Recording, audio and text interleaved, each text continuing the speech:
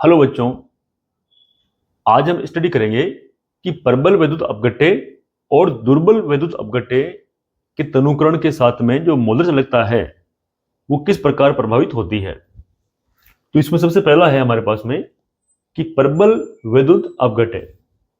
तो प्रबल वैद्युत अपघट्यों में आता है पोटेशियम क्लोराइड, जो यहाँ पर दिया हुआ है, और ये ग्राफ है। यहाँ पर ग्राफ में इस तरफ सांद्रता बढ़ रही है और इस तरफ सांद्रता घट रही है, और ये जो है ये है मोलर चालकता। अब इसमें क्या है, देखो, जो ये प्रबल वैद्युत अपघट्य है इसमें जो लैम्डा एम है ये है मोलर चालकता। इसका मान जो है वो तनुता के साथ में धीरे धीरे बढ़ता है। जैसे जैसे तनुकरण करेंगे तो इसका मान धीरे धीरे ऊपर की ओर बढ़ेगा। जबकि अगर दुर्बल वैद्युत अपघट्य है तो उसमें अगर हम तनुकरण करेंगे तो तनुता के साथ में या तनुकरण के साथ में उसकी मोलर चालकता, किसकी, दुर्बल वैद्युत अपघट्यों की, वो तेजी से बढ़ेगी। तो अब यहां पर एक संबंध दिया हुआ है मोलर चालकता का कि लैम्डा एम बराबर लैम्डा एम नॉट माइनस ए सी की पावर 1/2। सी यहां पर सांद्रता है और ऊपर लगा पावर में 1/2 यानी अंडर रूट के अंदर, और ए यहां पर एक नियतांक है, और लैम्डा एम जो है यह है सीमांत मोलर चालकता। ये एक फॉर्मूला है ये। अब इसमें देखना यह है कि जो ए है ये नियतांक है, स्थिरांक है, इसका मान किसके ऊपर निर्भर करता है। देखो, तो ए का जो मान है वो विलयन में वैद्युत अपघट्य के वियोजन से जो उत्पन्न धनायन और ऋणायन है उनके ऊपर कितना आवेश है उनके ऊपर निर्भर करता है। अब जैसे कि बात करें अगर कि हमने लिया यहां पर NaCl, तो NaCl में जब ये आयनों में वियोजित होगा तो ये बनेगा Na+ और Cl-, तो 1:1 हो गया आपकी। ये जो अनुपात है इसका, या इस पर आवेश है +1, इस पर है -1।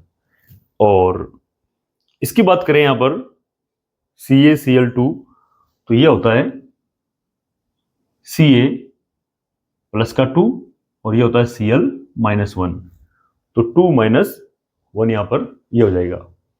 इसी तरह MgSO4 की बात करें अगर, तो Mg में भी आपके ये जो है ये होता है Mg+2 और SO4 करेंगे तो -2 हो जाएगा, तो 2 - 2।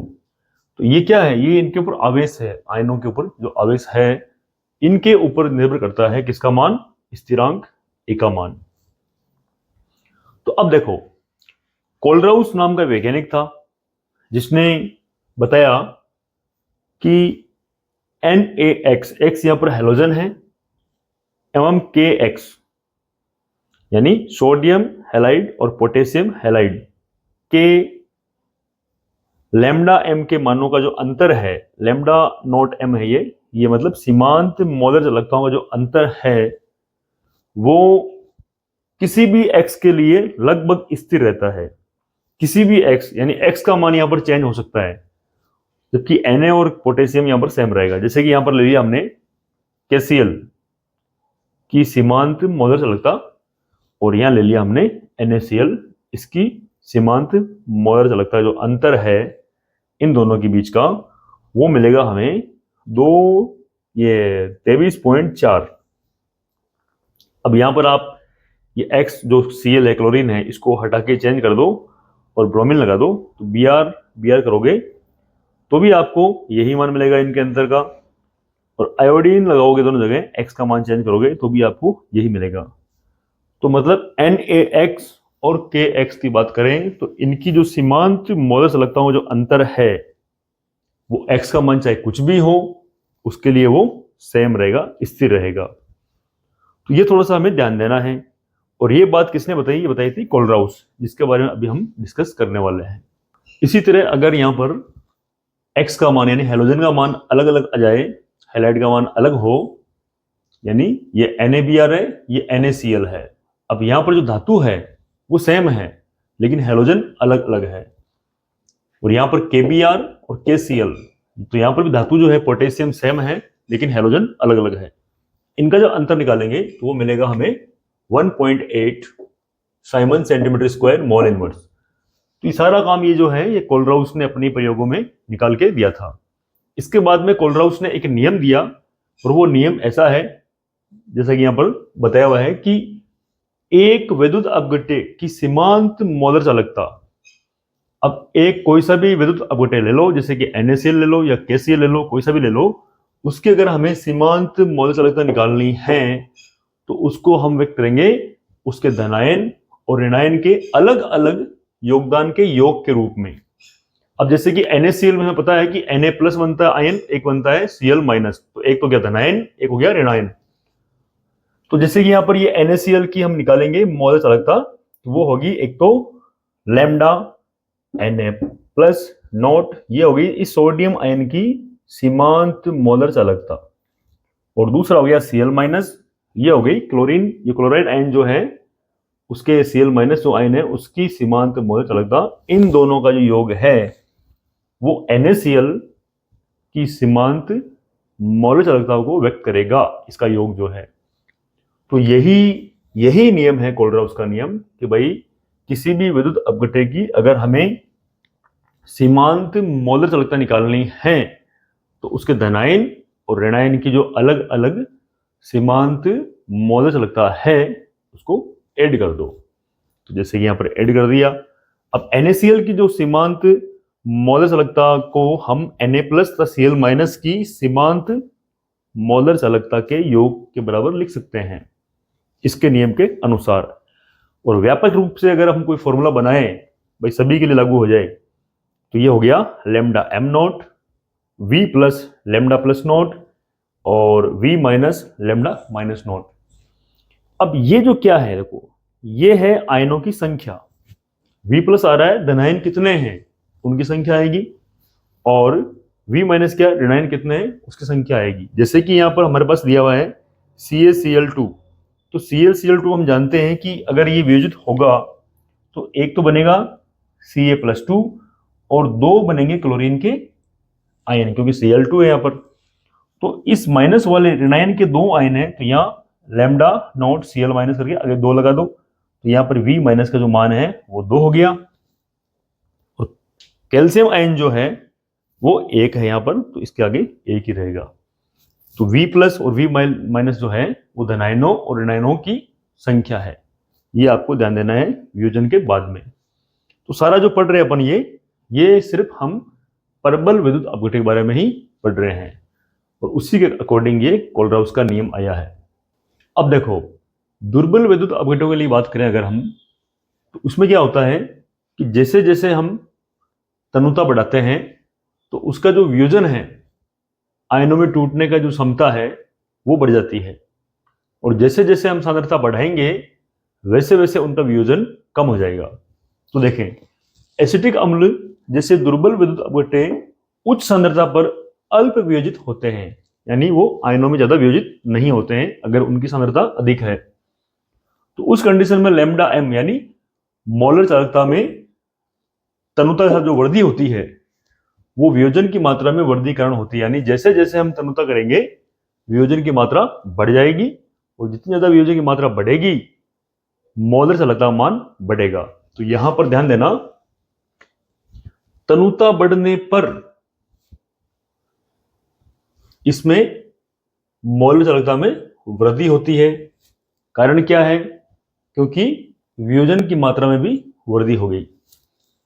तो तनुता बढ़ाई, वियोजन की मात्रा बढ़ी और मोलर चालकता बढ़ गई। और अल्प सांद्रता के समीप सांद्रता बहुत कम है, जैसे कि यहां पर बहुत कम सांद्रता है, तो उस कंडीशन में लैम्डा m जो है वो तेजी से यानी मोलर चालकता तेजी से बढ़ेगी। अब किसी भी सांद्रता C पर, सांद्रता कुछ भी ले लो, C ले लिया हमने, C पर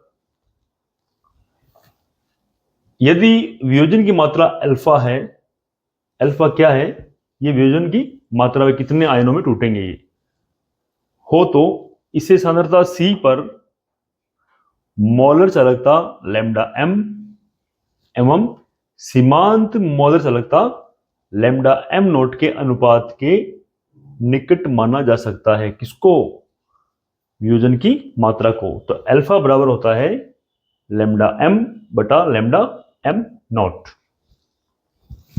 तो ये हो गई आपके पास में सांद्रता C पर मोलर चालकता, और ये हो गई सांद्रता C पर सीमांत मोलर चालकता। इनका जो अनुपात होता है, इनका जो निकटतम मान होता है वो अल्फा के बराबर होता है। अगर हम दुर्बल विद्युत अपघट्य एसिटिक अम्ल की बात करें, जैसे कि t बराबर 0 समय पर शुरुआत के अंदर ये अभिकारक है, इसकी सांद्रता C है और अभी उत्पाद बने नहीं है, उस कंडीशन में यहां पर 0 है। लेकिन कुछ समय बाद में t समय पर यहां पर इसकी जो सांद्रता है या जो वियोजन है वो हो जाएगा C गुणा अल्फा। अल्फा क्या है? वियोजन की मात्रा। तो ये हो गई इसकी सांद्रता और H प्लस की हो गई, दोनों बराबर होंगे, जितने ये बनेंगे उतने ही ये बनेंगे। तो ये इनकी सांद्रता है। तो इसकी सांद्रता ये टूट गए तो ये घटेगा भाई, जैसे जैसे आयन बढ़ेंगे यानी उत्पाद बढ़ रहा है तो अभिकारक घटेगा। कितना घटेगा? पहले C था, इधर 0 थे, अब इधर C अल्फा हो गया, तो यहां से C में से C अल्फा घटा देंगे हम भाई, जितने वियोजित हो गए उनकी मात्रा घटा देंगे सांद्रता में से। अब इनमें से C बाहर ले लिया तो ये हो गया 1 माइनस अल्फा, बाहर C पड़ा है। अब वियोजन जो स्थिरांक होता है Ka, वो होता है, देखो ये अभिकारकों की सांद्रता, सॉरी उत्पादों की सांद्रता, और नीचे आ जाएगा अभिकारक की सांद्रता। तो इसका मान कितना है? C alpha. इसका मान कितना है? C alpha. दोनों का मान C अल्फा है, और नीचे इसका जो सांद्रता है वो मिली हमें C, कोष्टक के बाहर C, और 1 माइनस अल्फा है, तो C से C कट जाएगा, और C अल्फा इंटू अल्फा हो गया अल्फा स्क्वायर बटे में 1 माइनस अल्फा। तो ये जो है ये वियोजन स्थिरांक है। अब यदि तनुता बहुत ज्यादा कर दी हमने, उस कंडीशन में सांद्रता जो है ये C ये 0 के करीब हो जाएगी, और आपको जो अल्फा का मान है वो मिलेगा 1 मिलेगा।